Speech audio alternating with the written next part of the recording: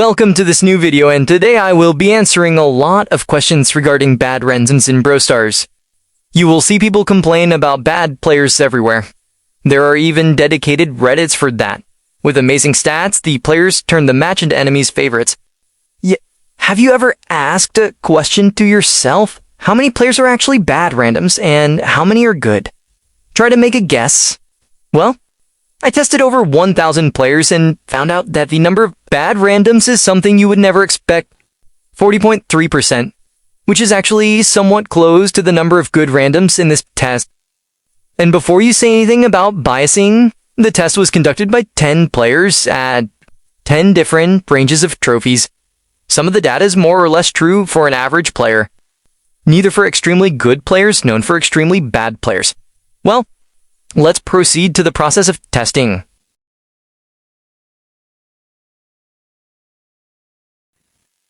So, the test was done by rating 1,000 players.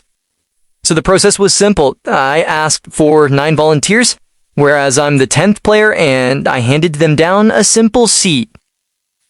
Each player had to play 20 games of 3v3 modes with randoms, and then rate the 2 teammates, the 3 enemies, and the player himself out to 5. For 10 players in 20 games each results in 200 games. Since we are rating 5 players in one game, that's 1,000 players other than the volunteers. On top of that, each player rates themselves 20 times, resulting in total 200 extra ratings, which leads to some really interesting results, including ego indexes, and some psychological results as well. The rating system worked as flowing. 5 out of 5 for a player who played extremely well. 4 for above average players, 3 for average, and 2 for below average players. And 1 for our favorite and star of the show, the bad randos. Absolutely garbage players. But there are 2 additional ratings. A is for AFK, and we have some very interesting results about AFK players later on. A basically means straight 0 ratings out of 5, even if they were AFK for half the match. S is for star player. Now, to balance out the ratings, I decided to include star players and to prevent players from rating enemies low after losing the match. Star players automatically receive 5 out of 5 points. I hope no one is going to call the star players a bad random. Well, in a few cases they might be, which we tried to note down but faced none such case. Then, each pair was assigned a trophy range starting from 700 and maximum 2,000. These ranges were as flowing. Okay, so I hope I explained the method clearly. Next part is where I will introduce you to the story characters to make it more interesting and explain the results obtained from each player. So I took the results from each player and entered the data in one Excel sheet in different sheets. The Excel sheet is freely available for any verification and further use on demand. Our first player is Eclipse. Not a single star player in even one game. Played 8,000 to 1,200 trophies range. His daughter looks like he was blessed with really good random teammates and got carried most of the matches. He won every game every time his teammate is star player and lost the remaining 8 times. Pretty normal data for an average player, and since his teammates were so good, he ended up rating his team much better than the enemies. His average enemy rating is 2.48, while teammates are at 3.30. Also, he is the only player who rated himself lower than the average players.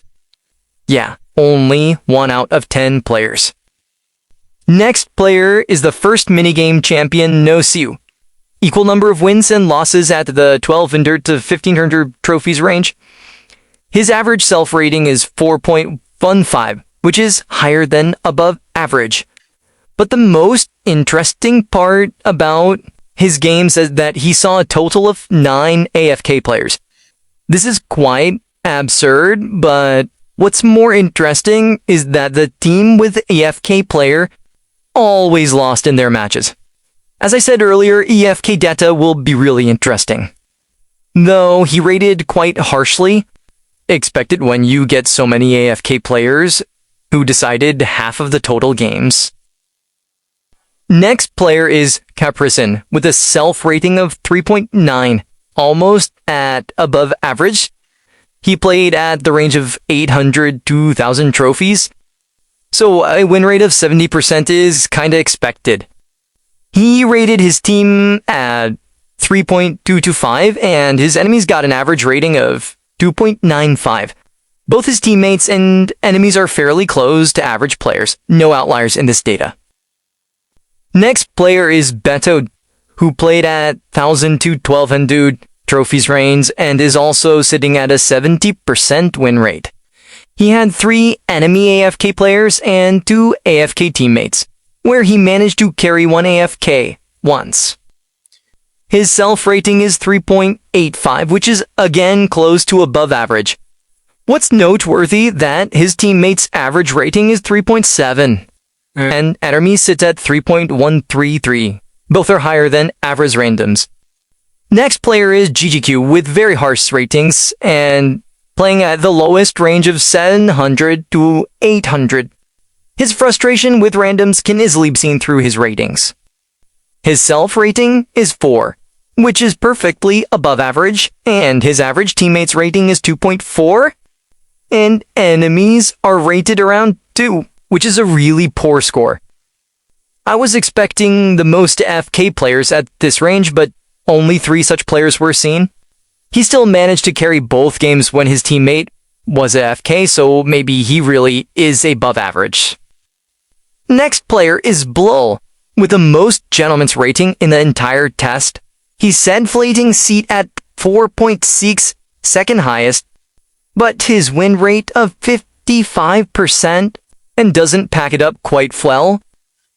But he was playing at 1,200 to 1,500 drains, so 100 closer to 50% is to be expected. His teammates are rated average 3.65, quite high, I dare say. But his enemies sit at an average rating, so 4.4, the highest in this data. Either he is a genuous inter or he paid really strong enemies. Knew he was star player in 8 games, winning 5 of those. He also had an FK to meet, which obviously he lost. Next up is Wallen at 1,500 to 2,000 trophies range and still 60% win rate. He was star player in 1/3 of the matches. He must be pretty good then.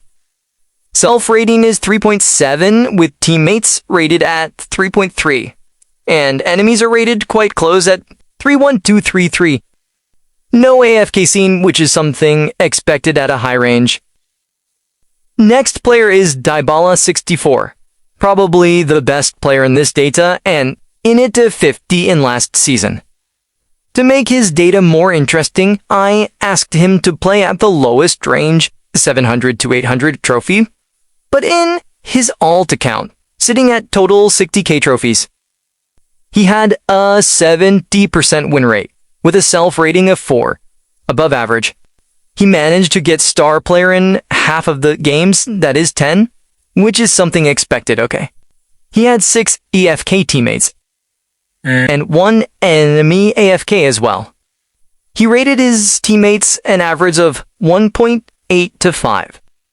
Only 1 today, teammates below 2. Expected raise. His enemies are rated 2.233. Not any good either. Next up is your one and only Aaron. You're me. I played at 1,500 to 2,000 trophies range and achieved the highest win rate of 80%. I was a star player in 12 games total with a total average self-rating of 4.7. Okay? Highest, I know. Which is absolutely diabolical.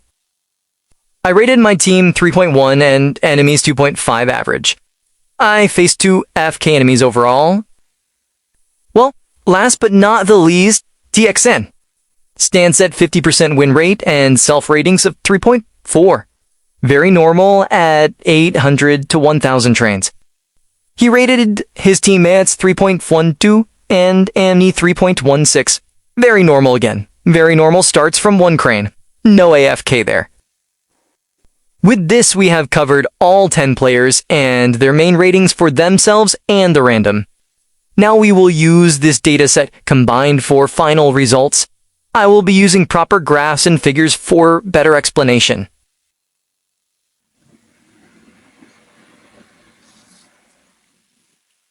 We are now moving on to the most important part of the video, the results.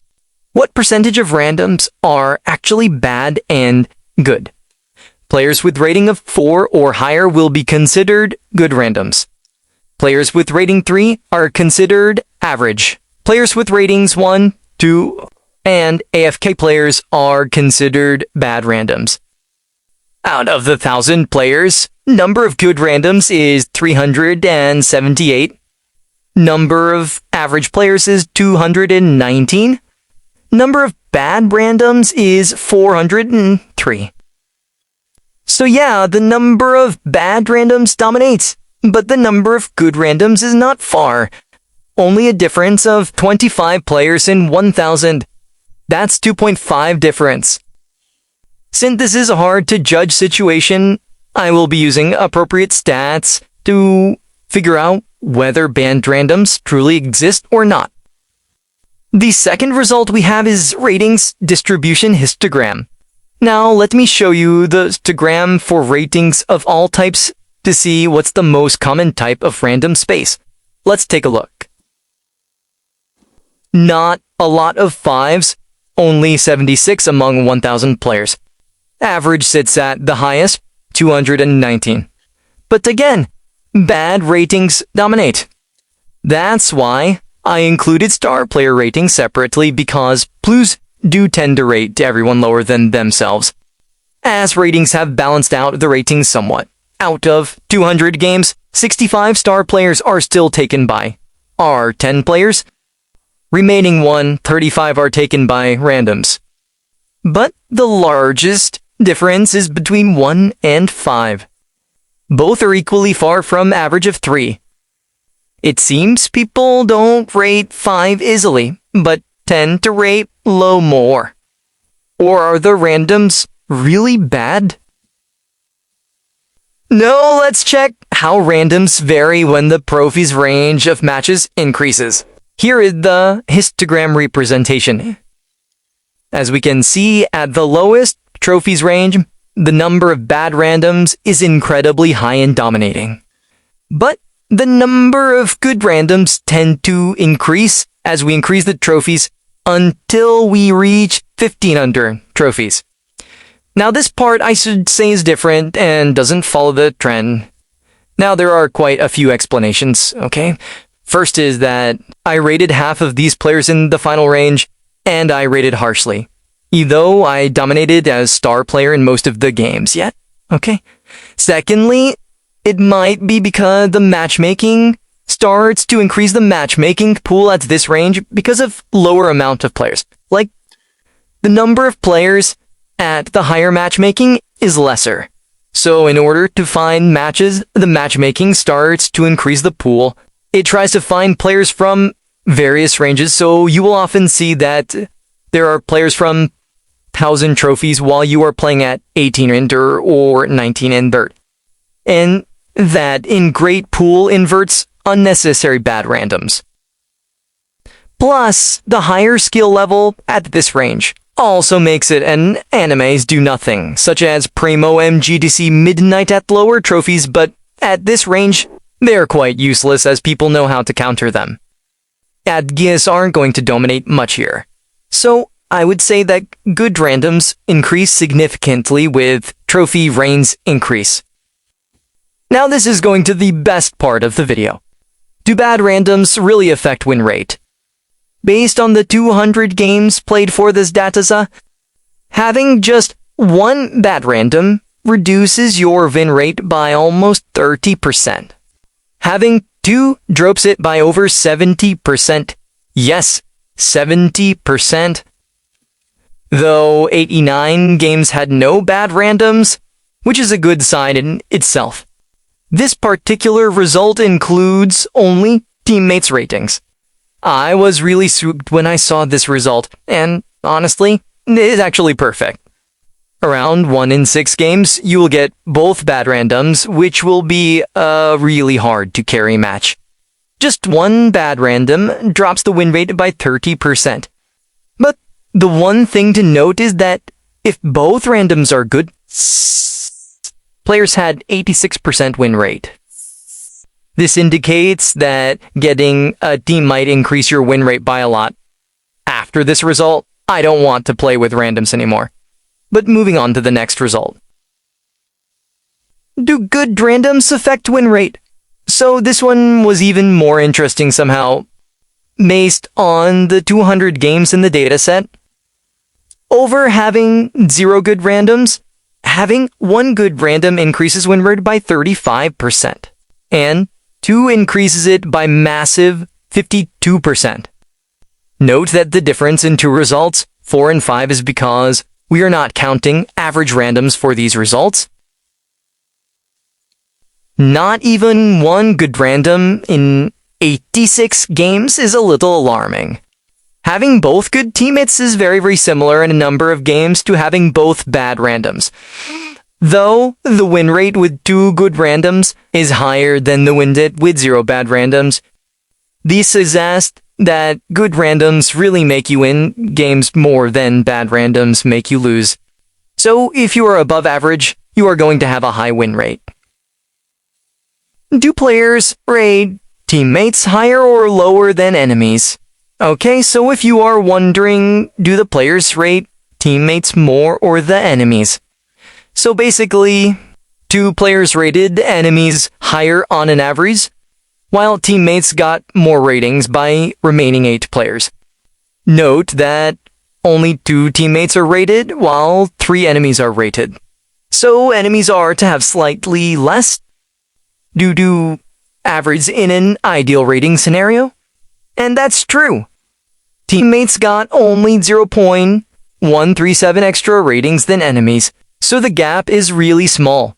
Means the level of both sides remain constant and balanced. The teammates got an average of 3.04 ratings and enemies got 2.903. Both hovering around average randoms rating, by the way. Their next result is really going to show too. How much impact do AFK players have on the games? Let's discuss that now. Out of 1,000 players, 27 were AFK. That is 2.7% of total players. Quite a significant number if you ask me. But that's not the main part. The main question is, how do the AFK players impact the win rates of the games? So 13% of the total games had at least 1 AFK player. That is 26 games and 20 of them are losses for the team that had the AFK players. Win rate decreased by 27% when a teammate was AFK, and win rate was boosted by a staggering 40%. Sure win in this scenario. The enemies didn't win even 1 match when they had an AFK.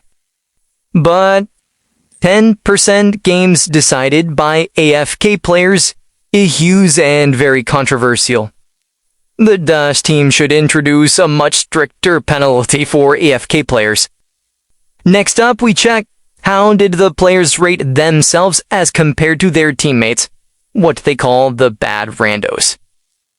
So, the players rated themselves after this match, and we already saw that they rated themselves quite high. But how much? Let's compare self-ratings to teammates' ratings to see how much better they do think that they are better than their randoms. Only 1 player, Eclipse, rated himself lower than teammate, while the other 9 players rated themselves higher than teammates. So, 9 players think they are better than the teammates, or are they? We will check that in next result. The average self-rating is 3.88, while average teammate rating is 3.03, a difference of 0.85. So while other players claim their randoms are just average, they say they are above average. Let's test that via win rate in Ego Index. How much do the players think they are better than their teammates? Diablo found a massive difference, while Eclipse considers himself weaker than his teammates. But how do win rates lead to the Ego Index? To find out that, wait for conclusions. So far, we have looked at descriptive statistics, numbers that simply describe what happened in our dataset. Now we move on to inferential statistics, which helps us answer a more important questions. Are these results actually meaningful? Or could they happen just by chance? Sounds complicated? Here's a simple example. Imagine a school where students scoring 10 or above are selected. If someone scores 9.9, they're obviously not selected because the rule is fixed. Statistics doesn't work like that. Instead of asking, did someone cross a cutoff? It asks, is the difference we are seeing large enough that it's probably real? Or is it small enough that it could just be random variation? That's exactly what we're going to test with our data. Worry not, you will find the test interesting enough. Are bad randoms actually common? You can see the data and check how many bad randoms. But are they common? Let's apply one proportion G test. It works by assuming two possibilities. Either the bad randoms are common, or they are not. If the data is less or close to the condition, they are not so common. If they are more than that, they are really common. I thought a lot about the condition, and in the end I selected 40% as threshold. Because players rated nearly 40% as good randoms, nearly 40% as bad randoms, and around 20% as average. So using 33% would be very incorrect. So to simply think about it, 40.30% is more than 40%. So bad randoms exist. Very common. But this is a subjective data. It may change from one player to another. This is why this test is so useful. The test claimed that we cannot statistically prove that more than 40% of the randoms are bad. I'm not saying that. Statistics and mathematics say that. Before you argue about this, let me make it clear the tests are widely used worldwide. So the result is that bad randoms do not exist in large amount. Do players rate themselves higher? Here we test if players actually rate themselves much higher than teammates or not.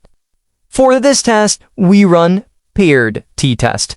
The result of this test is there is statistically significant evidence that players rate themselves higher than their teammates. The main difference is plus 0.84 points. And one final test remains, ANOVA. Does trophy range increase affects the quality of randoms? The ANOVA test will prove whether increasing trophy range affects the quality of randoms. One thing to note is that the test will exclude because we noted some unrelated and unexpected results due to very harsh ratings by me compared to other players. And the result is trophy range significantly affects the quality of random teammates. This means as the trophy range increases, the randoms get better and better. The test says that the randoms get better by all. Alright, let's bring it all together.